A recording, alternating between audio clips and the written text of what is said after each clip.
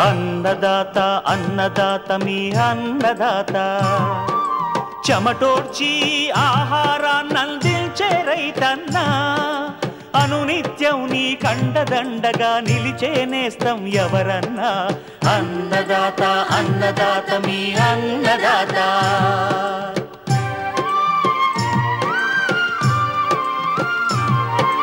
నూతన రీతుల సాగుబడికి నూరింతలు పెరిగే దిగుబడికి సూచనలిచ్చే సస్య రక్షణకు పశు పోషణకి శాస్త్ర విజ్ఞానం అందించి ముందుకు నడిపే తెలుగు రైతు భారతదేశానికి మకుటం అయ్యేలా తీర్చిదిద్దే ఆశయంతో మిమ్ము మేలు కొలిపేది అన్నదాత అన్నదాత అన్నదాత మీ అన్నదాత అన్నదాత అన్నదాత మీ అన్నదాత.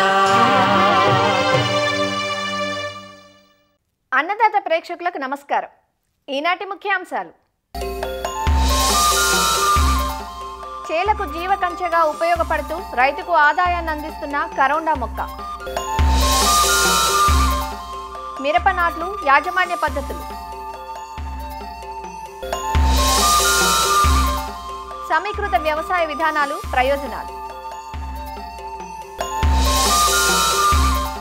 ఇంకా జై కిసాన్ వ్యవసాయ సమాచారం.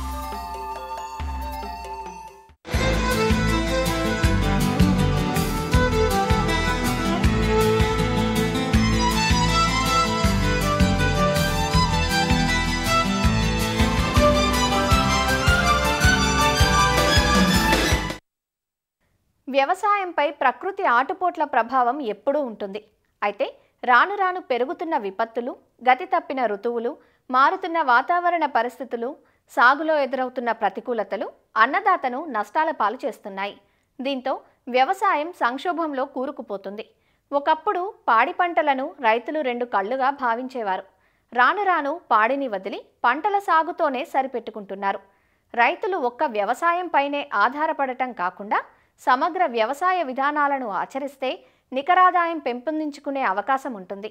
దీనివల్ల ఒక రంగం నుంచి వచ్చే వ్యర్థాన్ని మరో రంగానికి అర్థవంతంగా ఉపయోగించుకునే అవకాశం ఉంది. పంటల సాగుతో పాటు పాడి, కోడి, జీవాలు, చేపల పెంపకం, పండ్ల తోటలు, పశుగ్రాసాల సాగు వంటి వాటిని అనుసంధానించడం వల్ల రైతుకు ఖర్చులు తగ్గి ఉన్న వనరులను సంపూర్ణంగా ఉపయోగించుకునే అవకాశం కలుగుతుంది.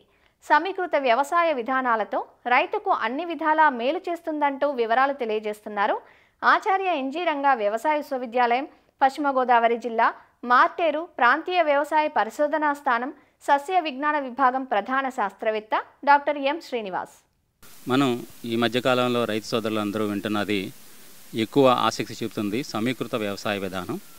ఈ సమీకృత వ్యవసాయ విధానం అంటే పురాతన కాలం నుంచి మన తాతల ముత్తాతల నుంచి ఆచరించిన విధానాన్ని ఒక సరళమైన పద్ధతిలో మనం చేసుకునే విధానాన్ని సమీకృత వ్యవసాయ విధానంగా చెప్పుకోవచ్చు. పంటతో పాటు పాడి, అదేవిధంగా పాడి అనుబంధ సంస్థలు, ఏదైనా పంట అనుబంధ రంగాలు ఏవైతే ఉంటాయో అవన్నీ క్రోడీకరించి ఒక పంట నుంచి వచ్చేది లేదంటే ఒక పాడి నుంచి వచ్చే వ్యర్థాలు ఏవైతే ఉంటాయో అది పంటకు ఉపయోగపడేలాగా, పంట నుంచి వచ్చే వ్యర్థాలు మనకి ఏదైతే గడ్డి కానీ ఏదైతే చొప్పగానే ఉంటుందో అది పశువులకు ఉపయోగపడేలాగా, అదేవిధంగా మన పంటలో వేసుకుని జొన్నలు కానీ సజ్జలు కానీ ఇవన్నీ కోళ్ళకు ఉపయోగపడేలా, కోళ్ళ నుంచి వచ్చిన పెంట ఏదైతే ఉంటుందో అవన్నీ మన చేపల చెరువుకు కానీ లేదా పంటకు వినియోగించాలి. అంటే ఒక వ్యవస్థ నుంచి వచ్చిన వ్యర్థాలు వేరే వ్యవస్థకి ముడి పదార్థం కింద పనికొచ్చేలాగా ఏవైతే 2-3 రంగాలను ఏదైతే ఎంచుకుని ఒక పద్ధతి ప్రకారం చేస్తామో దాన్ని సమీకృత వ్యవసాయ విధానం అంటాము. ప్రధానంగా ఏంటంటే ప్రతి వాతావరణ పరిస్థితి బట్టి, ప్రతి ప్రాంతాన్ని బట్టి, ప్రతి రైతుని బట్టి సమీకృత వ్యవసాయ విధానం మోడల్ అనేది మారుతూ ఉంటుంది. ఉదాహరణకి ఒక పాడి రైతుకి పాడి ఎక్కువ ఉందనుకోండి, పాడి అనుబంధంగా ఉండే సమీకృత వ్యవసాయ విధాన మోడల్ మనం డెవలప్ చేసుకోవాల్సిన అవసరం ఉంటుంది. అదేవిధంగా కోళ్ళ గురించి ఎక్కువ ఇంట్రెస్ట్ చూపించే రైతులు ఉంటారు. అట్లాంటి నాటుకోళ్ళ ఆధారంగా ఉండేలాగా సమీకృత వ్యవసాయ విధానం మోడల్ని తీసుకున్నట్లయితే యూత్కి బాగా ఉపయోగపడుతుంది. అదేవిధంగా చేపల చెరువులు ఉన్నాయనుకోండి, చేపల చెరువులో రైతులకి ఫిష్ ఉందో ఫిష్ కాంపోనెంట్ బేస్డ్ సమీకృత వ్యవసాయ విధానాన్ని తీసుకున్నట్లయితే వాళ్ళకి లాభం. అంటే ప్రతి ప్రాంతాన్ని బట్టి, ప్రతి రైతు ఇంట్రెస్ట్ బట్టి ఆ రకమైన మోడల్ మనం డెవలప్ చేయాల్సిన అవసరం ఉంటుంది. సాధారణంగా చూసుకున్నట్లయితే మనం ఎంచుకుని 3 రంగాలు కానీ 4 రంగాలు కానీ ఒకదానికొకటి ఖచ్చితంగా ఇంటర్లింక్ అయి ఉండాలి. మార్టేరు పరిసర ప్రాంతీయ వ్యవసాయ పరిశోధనలో కూడా వెట్లాండ్ ఐఎఫ్ఎస్ మోడల్ అంటే నీటి సౌలభ్యం ఎక్కువ ఉండే ప్రాంతాలు ఏవైతే ఉన్నాయో నీటిపారుదల కింద చేసుకోవడానికి ఉపయోగపడే ఉపయోగపడేలాగా ఈ వెట్లాండ్ ఐఎఫ్ఎస్ మోడల్ని డెవలప్ చేయడం జరిగింది. సుమారుగా ఇది 1.5 ఎకరాలు, అంటే రైతులు 1 ఎకరం నుంచి 2.5 ఎకరాల వరకు ఉండే రైతు సోదరులు ఎవరైతే ఉంటారో వాళ్ళ భూమిని వేస్ట్గా పడిపోకుండా, లేదంటే వాతావరణ విపత్కర పరిస్థితులు వచ్చినప్పుడు నష్టాలు చవిచూడకుండా ఉండడానికి ఈ సమీకృత వ్యవసాయం అనేది బాగా ఉపయోగపడుతుంది. అంటే ఒక రంగం నుంచి రాకపోయినా ఇంకో రంగం నుంచి అనుబంధంగా రావడంతో పాటు నిత్యావసరం రైతుకి 365 రోజులు పోషణకు ఉపయోగపడుతుంది. ముఖ్యంగా మనం చూసుకున్నట్లయితే ఈ ఉభయ గోదావరి జిల్లాల్లో ప్రత్యేకంగా నీటి సౌకర్యం ఖచ్చితంగా 300 నుంచి 350 రోజులు నీరు ఉండే అవకాశం ఎక్కువ ఉంటుంది. కాబట్టి ఇక్కడ ఫిష్ బేస్డ్ అంటే చేపల అనుబంధ సమీకృత వ్యవసాయ విధాన మోడల్ చేసుకున్నట్లయితే రైతు సోదరులకు చాలా ఉపయోగకరంగా ఉంటుంది.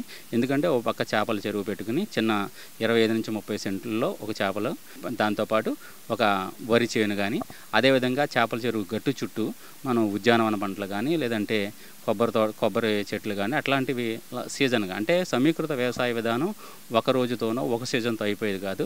దాన్ని ఖచ్చితంగా 3 నుంచి 5 సంవత్సరాల ప్రణాళిక చేసుకొని ఒక పద్ధతి ప్రకారం అయితే మొదటి సంవత్సరంలో మనం ఏదైతే పెట్టుబడి పెట్టామో అది ఆల్మోస్ట్ మనకి రూపాయి పెడితే రూపాయే వస్తుంది. కానీ దాని తర్వాత ఒకసారి పెట్టిన ఇన్పుట్స్ పెట్టిన తర్వాత నెక్స్ట్ ఇయర్ నుంచి రెండో సంవత్సరం నుంచి దాని అనుబంధంగా వచ్చే ఆదాయం ఏదైతే ఉందో అది ఖచ్చితంగా లాభదాయకంగా ఉంటుంది. కాబట్టి ఈ సమీకృత వ్యవసాయ విధానాన్ని రైతు సోదరులు ఎంచుకోవాల్సిందిగా కోరుచుకుంటూ, సమీకృత వ్యవసాయ విధానం గురించి ఏదైనా వివిధ ప్రాంతాల రైతులకు ఎవరికైనా సందేహాలు ఉన్నట్లయితే మా మార్టేరు ప్రాంతీయ వ్యవసాయ పరిశోధన స్థానంలో మా సమీకృత వ్యవసాయ విధానం అనే స్కీమ్ ఒకటి సెంట్రల్ గవర్నమెంట్ సంబంధించి ఆచార్య ఎన్జీ రంగ వ్యవసాయ విద్యాలయం ద్వారా నడుస్తుంది. దానికి సంబంధించిన ప్రధాన శాస్త్రవేత్తను కాబట్టి మీరు నన్ను సంప్రదించినట్లయితే మీ ప్రాంతానికి అనుకూలమైన ఏదైతే సమీకృత వ్యవసాయ విధాన మోడల్లో ఏ రైతుకి ఇంట్రెస్ట్ ఉంటుందో ఆ మోడల్ను కూడా మేము గైడ్ చేయడానికి అవకాశం ఉంటుంది. కాబట్టి ఈ అవకాశాన్ని వినియోగించుకోవాల్సిందిగా రైతు సోదరులను కోరుచున్నాం.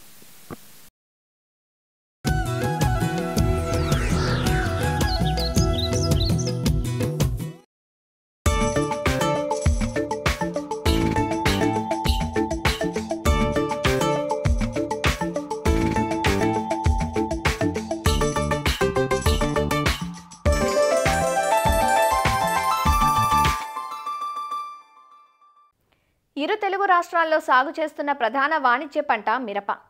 ఈ ఎర్ర బంగారం సాగు ఏటా వైరస్ తెగుళ్లు, నల్ల తామర వంటి చీడలతో ఒడిదుడుకులకు లోనవుతోంది. మిరపను జూలై, ఆగస్టు మాసాల్లో నారు పోసుకొని నాటుకుంటారు. మిరప రైతులు నాట్లు వేసే సమయంలోనూ ఎరువుల యాజమాన్యంలోనూ మెలకువతో వ్యవహరించాలి. అలానే సాగులో డ్రిప్, మల్చింగ్ వంటి ఆధునిక పద్ధతులు ఆచరిస్తూ రసం పీల్చు పురుగుల నివారణకు ముందు నుంచి జాగ్రత్త చర్యలు పాటించడం ద్వారా మంచి దిగుబడులు పొందేందుకు అవకాశం ఉంటుంది. మిరప నాట్లు వేసే రైతులకు సూచనలు ఇస్తున్నారు ప్రొఫెసర్ జయశంకర్, తెలంగాణ రాష్ట్ర వ్యవసాయ విశ్వవిద్యాలయం, నాగర్ కర్నూలు జిల్లా, పాలెం కృషి విజ్ఞాన కేంద్రం శాస్త్రవేత్త డాక్టర్ ఏ శంకర్. పండు మిర్చి వాణిజ్య పరంగా సాగు చేయడం జరుగుతుంది. సో ఇప్పుడు మనకు ఆగస్టు మాసం నుంచి ఈ నాటుకోవడం స్టార్ట్ అవుతుంది. ఇప్పుడు మనం నాటుకునే ముందు మెల్లన యాజమాన్య పద్ధతులు చేపట్టినట్లయితే మనకు మంచి దిగుబడులు వచ్చే అవకాశం ఉంటుంది. ముందుగా దుక్కి తయారు చేసుకోవడము, నేలని 3-4 సార్లు మెత్తని దుక్కి చేసుకొని రోటోవేటర్ చేసుకొని మనం బోదెల సార్లు చేసుకోవాలి. ఇంకా మనం ఆఖరి దుక్కిలో ఎకరానికి 10 టన్నుల పశువుల ఎరువును వేసి కలియదున్నాలి.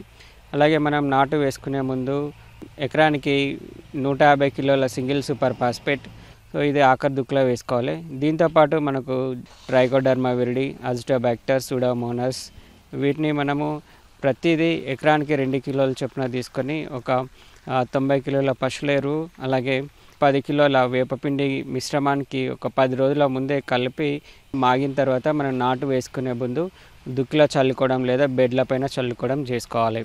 ఈ విధంగా చేసినట్లయితే భూమిలో ఈ జీవశిలీంధ్రకాలు వృద్ధి చెంది మనకు అధిక వర్షపాతం వచ్చినప్పుడు ఎండు తెగులు ఉద్ధృతిని ఇది రాకుండా చేస్తుంది. అలాగే మొక్కలు వేపుగా పెరిగి భూమిలో ఉన్నటువంటి భాస్వరంను, పొటాషియంను, అందని రూపంలో ఉన్నటువంటి ఈ మూలకాలను పూర్తిగా మొక్కకు అందుకునే విధంగా తయారు చేస్తాయి. దాని తర్వాత మొక్కలు నాటుకునే ముందు మనం సీడ్లింగ్ డిప్ మెథడ్ ద్వారా మనం నారు మొక్కలను శుద్ధి చేసుకోవాలి. ఎందుకంటే మనం చాలామంది రైతులు కమర్షియల్ నర్సరీస్ నుంచి నారు తీసుకొని వచ్చి ఈ నాటడం జరుగుతుంది. అలాగే మన నారు మడిలో కూడా ఏదైనా శిలీంధ్రం ద్వారా ఉన్నట్లయితే అది ప్రధాన పొలంలో నాటినప్పుడు పంట పొలం అంతా ఈ ఇన్ఫెక్షన్ గురయ్యి మనకు ఎండు తెగులు సమస్య ఎక్కువ అయ్యే అవకాశం ఉంటుంది. కాబట్టి ఈ మిరపను నాటుకునే ముందు మనకు ఇమిడాక్లోరోపిడ్ అనే ద్రావణంని 5 ml, అలాగే కార్బనిజం ఒక 10 గ్రాములు 10 లీటర్ల నీటికి కలిపి మిరప నారు మొక్కలను వేర్లు మునిగేలాగా ఒక 10-15 నిమిషాలు ముంచి మనం ప్రధాన పొలంలో నాటుకున్నట్లయితే భూమి ద్వారా అంటే ఎండు తెగులు వచ్చే సమస్యను మనం గణనీయంగా తగ్గించవచ్చును. అలాగే ఇమ్డాక్లోర్పిడ్ ద్వారా ఏమవుతుందంటే మొదటి 10-15 రోజుల వరకు ఎలాంటి రసం పెరుగులు ఆశించకుండా మనం నివారించుకోవచ్చును. తర్వాత మనకు నాటు వేయడానికి సాధారణంగా మనకు సూటి రకాలు అయితే 60 సెంటీమీటర్లు 60 సెంటీమీటర్లు మొక్కకు మరియు వరుసకు మధ్యలో 2 మొక్కలు చొప్పున నాటుకుంటాము. అదే హైబ్రిడ్స్ ఉన్నట్లయితే నేల స్వభావాన్ని బట్టి హైబ్రిడ్ యొక్క పెరుగుదల స్వభావాన్ని బట్టి 2 వరుసల మధ్యలో 75 సెంటీమీటర్లు వరుసల్లోని మొక్కల మధ్య 60 సెంటీమీటర్లు ఉండే విధంగా, లేదంటే 2 వరుసల మధ్యలో 90 సెంటీమీటర్లు వరుసల్లోని మొక్కల మధ్య 60 సెంటీమీటర్లు ఉండే విధంగా మనం నాటుకుంటాము. అలాగే మనకు ఫెర్టిలైజర్స్ విషయానికి వచ్చినట్లయితే ఒక ఎకరానికి 260 కిలోల యూరియా అలాగే 80 కిలోల పొటాష్ అవసరం అవుతుంది. సో దీన్ని దఫాలుగా ప్రతి నెల డ్రిప్ ద్వారా కానీ లేదంటే పైపాటుగా వేసి నీరు పారించుకోవాలి. తర్వాత ప్రతి నెల మనకు మైక్రోన్యూట్రియంట్స్ లీటర్కి 5 గ్రాములు చొప్పున కలిపి పిచికారీ చేసుకున్నట్లయితే పంట ఆరోగ్యకరంగా పెరిగి చీడపిల్లల సమస్య అనేది తక్కువగా ఉంటుంది. సో దీని ద్వారా మనకు ఖర్చు గణనీయంగా తగ్గి ఆరోగ్యమైన పంటను తీసుకోవచ్చును. డ్రిప్ మరియు మల్చింగ్ పద్ధతిని ఏర్పాటు చేసి మిర్చిని సాగు చేసుకున్నట్లయితే దాదాపుగా 25-30% దిగుబడిని అధికంగా పొందడమే కాకుండా లేబర్ ఖర్చు కూడా మనకు 30% తగ్గుతుంది, నీటి ఆదా అవుతుంది. అలాగే మనకు పురుగులు తెగుల సమస్య కూడా గణనీయంగా తగ్గుతుంది. ఈ బహు విధాలుగా లాభం ఉంది కాబట్టి మిర్చి సాగు చేసే రైతులు డ్రిప్ అండ్ మల్చింగ్ సిస్టమ్ని ఏర్పాటు చేసుకొని సాగు చేసినట్లయితే మంచి లాభాలు పొందవచ్చును. సో దీని కొరకు 3-4 ఫీట్ల వెడల్పుతోని బెడ్ మరియు ఒక 1/2 ఫీట్ ఎత్తు ఉండే విధంగా బెడ్స్ తయారు చేసుకోవాలి. ముందుగా డ్రిప్ను పరిచిన తర్వాత దాంట్లో వేయాల్సిన ఎరువులు మిశ్రమాన్ని బెడ్స్ మీద వేసిన తర్వాత మనం మల్చింగ్ కవర్ని స్ప్రెడ్ చేసుకోవాలి. మల్చింగ్ ఫిల్మ్ వేయడానికి కూడా ప్రత్యేకమైన ఇంప్లిమెంట్స్ రైతులకు అందుబాటులో ఉన్నాయి. దీని ద్వారా రైతులు సాగు ఖర్చుని గణనీయంగా తగ్గించుకోవచ్చును.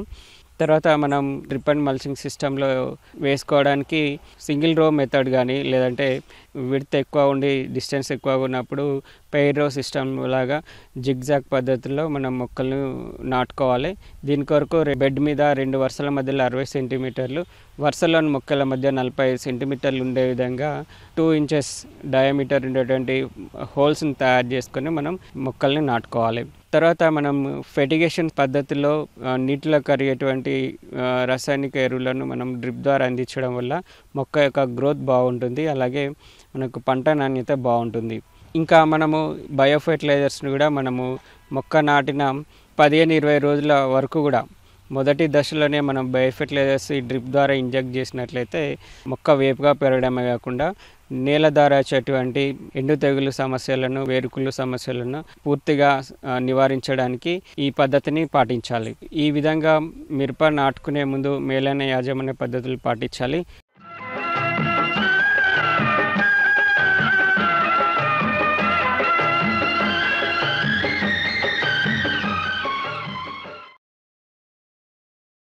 అన్నదాత టోల్ ఫ్రీ నెంబర్ ద్వారా పంటల సాగులో రైతులు లేవనెత్తే సందేహాలకు దృశ్యరూపం మీకోసం.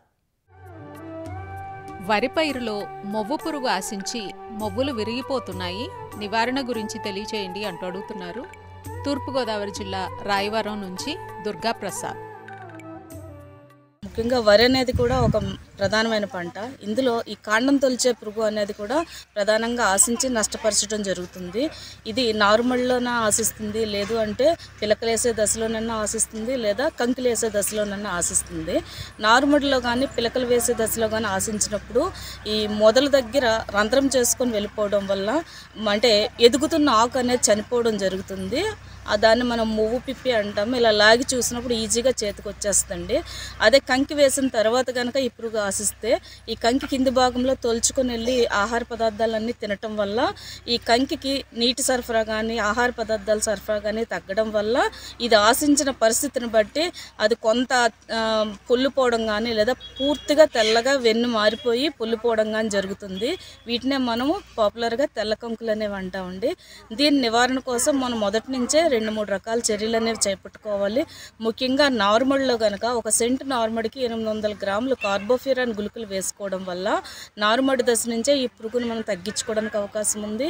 అలానే ఈ ప్రధాన పొలంలో నాటుకునేటప్పుడు నారు కట్టలు చెవుళ్ళు తుంచేయడం వల్ల ఈ పురుగు తాలూకు గుడ్లను మనం బయటపడేసి అక్కడితో ఈ పురుగును కొంత తగ్గించుకోవడానికి అవకాశం ఉంది. ప్రధాన పొలంలో కూడా ఎకరానికి 8 కేజీల ఈ కార్టాప్ హైడ్రోక్లోరైడ్ అంటే 4G గుళికలు కానీ లేదా కార్బోఫ్యూరాన్ 3G గుళికలు 10 కేజీలు కానీ ఇసుకలో కలుపుకొని గట్టు దిట్టం చేసుకొని వేసుకోవడం వల్ల కూడా ఈ పురుగును మనం సకాలంలో సమగ్రంగా అరికట్టడానికి అవకాశం ఉంది. లేదు ట్రైకోగ్రామా బదనికల కార్డులు కనుక దొరికితే ఎకరానికి 20,000 గుడ్లున్న కార్డులను చిన్న చిన్న ముక్కలుగా ఈ ఆకుల కింది భాగంలో పెట్టడం వల్ల కూడా ఈ పురుగు తాలూకు గుడ్లను చంపి మనం ఈ పురుగును తగ్గించుకోవడానికి అవకాశం ఉంది. ఇవన్నీ చేసినా కూడా ఇంకా పురుగు దశను బట్టి ఒకవేళ ఇంటెన్సిటీ ఉంటే ఎసిఫెట్ అనే మందు ఎకరానికి 300 గ్రాములు కానీ లేదా క్లోరిఫైరిఫాస్ అనే మందు ఎకరానికి 500 మిల్లీలీటర్లు కానీ లేదా ఫినాల్ఫాస్ అనే మందు ఎకరానికి 400 మిల్లీలీటర్లు కానీ లేదా కార్టాప్ హైడ్రోక్లోరైడ్ అనే పొడి మందు ఎకరానికి 400 గ్రాములు కానీ ఇంకా తీవ్రంగా ఉంది అంటే క్లోరాంత్రినిప్రోల్ అనే పురుగు మందు ఎకరానికి 60 మిల్లీలీటర్లు పిచికారీ చేసుకోవడం వల్ల మనము ఈ పురుగుని సమగ్రంగా నివారణ చేపడుతూ ఈ మనం దిగుబడిలో తగ్గుదలను తగ్గించుకోవడానికి అవకాశం ఉందండి.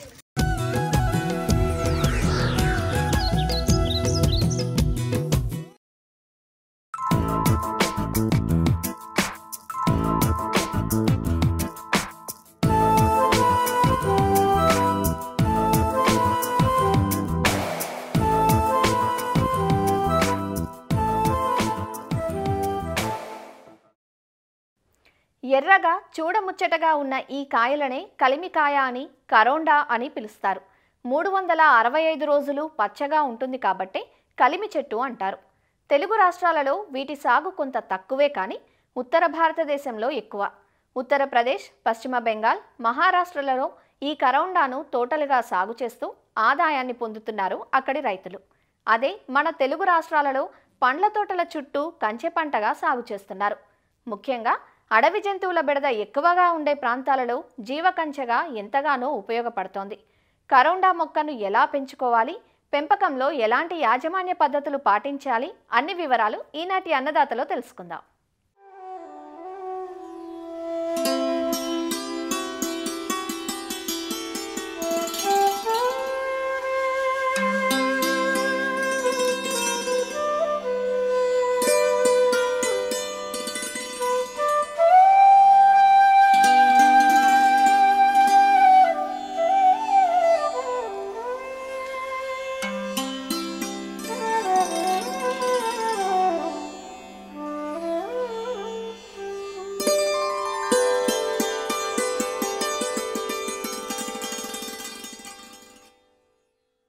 కరోండా, వీటినే కలిమికాయ అని, వాక్కాయ అని కూడా పిలుస్తారు. కరోండా బహువార్షిక మొక్క. ఈ కాయలలో అధిక ఇనుము పోషకం ఉండటం వల్ల రక్తహీనతను నివారిస్తుంది. ఈ కాయలను ముఖ్యంగా నిల్వ పచ్చళ్లుగాను, చట్నీలకు ఉపయోగిస్తారు. అలానే ఆయుర్వేదంలోనూ ఈ మొక్క యొక్క ఆకులు, వేళ్లను విరివిగా వాడుతున్నారు. ఈ మొక్కలు గుబురుగా ఉండి కొమ్మలు శాఖోపశాఖలుగా విస్తరించి పదునైన ముళ్ళు కలిగి నిలువుగా పెరుగుతాయి. నీటి ఎద్దడిని తట్టుకొని భారతదేశంలోని అన్ని ప్రాంతాలలోనూ పెరిగే మొక్క ఈ కరోండా.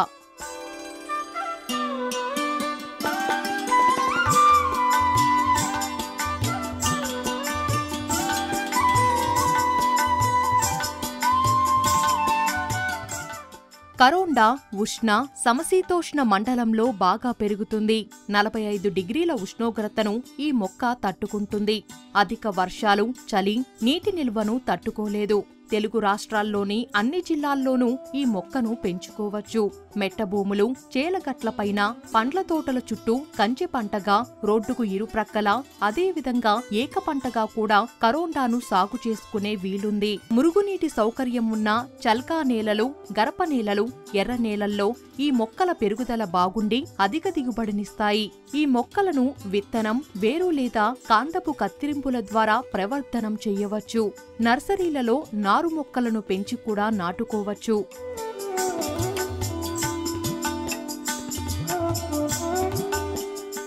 50 సెంటీమీటర్ల పొడవు, వెడల్పు, ఎత్తు ఉండేలా గుంతలను తీసుకోవాలి. పైపొర మట్టికి 10 కిలోల పశువుల ఎరువు కలిపి గుంత అడుగు భాగాన్ని పూడ్చి మొక్కలను నాటుకోవాలి. ప్రధాన పంటగా సాగు చేయాలనుకున్నప్పుడు మాత్రం వరుసల మధ్య 6 అడుగులు, మొక్కల మధ్య 6 అడుగులు ఎడం ఉండేలా చూసుకోవాలి.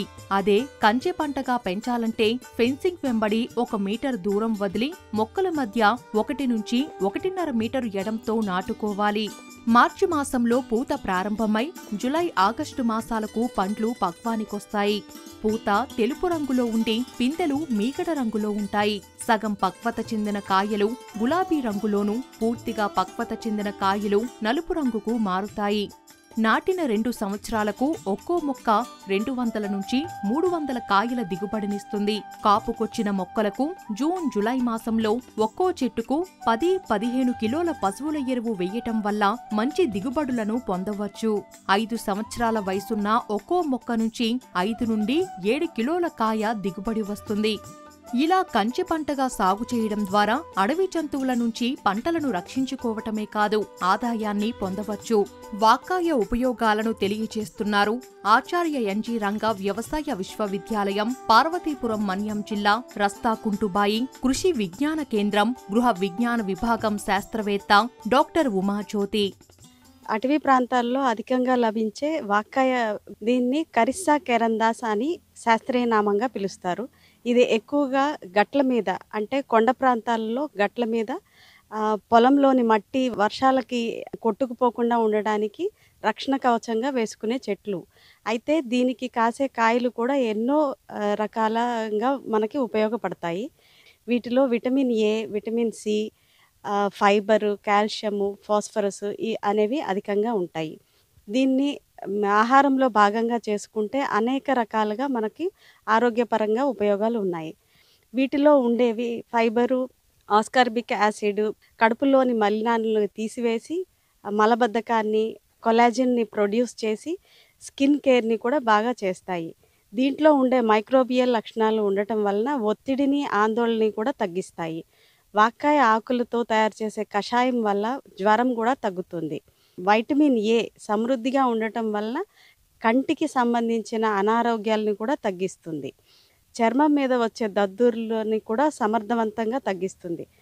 నిలువ పచ్చడి, పప్పు ఇలాంటి వాటిల్లో కూడా వేసుకుంటారు. అదే కాకుండా చెర్రీ ఫ్రూట్స్, అంటే మనం కేకులు, బిస్కెట్లు, బ్రెడ్లో ఉపయోగపడే చెర్రీ ఫ్రూట్స్ని కూడా దీని నుంచి తయారు చేసుకోవచ్చు. ఇవే కాకుండా స్క్వాష్లు, జామ్స్ తయారు చేసుకోవచ్చు. కేవలం వర్షాకాలం అంటే ఆగస్టు, జూలై నెలలో మాత్రమే దొరుకుతాయి. ఇవి సమృద్ధిగా దొరికే టైంలోనే తీసుకుని మనం వీటిని నిల్వ చేసుకోవాలి. నిల్వ చేసుకోవడానికి 2 పద్ధతులు వాడుకోవచ్చు. ఒకటి పంచదార, ఒకటి ఉప్పు. అంటే ఉప్పు వేసినవి ఎక్కువగా సంవత్సరం పొడవునా నిల్వ ఉండే పచ్చళ్ళుగా చేసుకోవచ్చు. స్క్వాష్ అనేది పంచదార 15% పంచదార వేసుకొని 3 నెలల నిల్వ కాలం పెంచుకునే విధంగా మనం దీన్ని స్క్వాష్గా చేసుకోవచ్చు. అదేవిధంగా చిన్నపిల్లలు ఎంతో ఇష్టంగా తినే జామ్ని కూడా దీని ద్వారా తయారు చేసుకోవచ్చు. ఇవి కేవలం ఇంట్లో ఉపయోగించుకోవడానికి మాత్రమే కాకుండా దీన్ని తయారు చేసుకొని చిన్న చిన్న కుటీర పరిశ్రమలుగా కూడా మహిళలు ఉపాధి పొందే అవకాశం ఉంది. మరిన్ని విభిన్న అంశాలతో రేపటి అన్నదాతలో మళ్ళీ కలుసుకుందాం. నమస్కారం. అన్నదాతలు తమ సందేహాలు, సమస్యలను 1800-425-4085 టోల్ ఫ్రీ నెంబర్లో ఉదయం 10 గంటల నుంచి 11 గంటల మధ్య పని దినాలలో సంప్రదించగలరు. ఈ కార్యక్రమాన్ని యూట్యూబ్లో www.youtube.com/annadaata ETV లింక్ ద్వారా వీక్షించవచ్చు.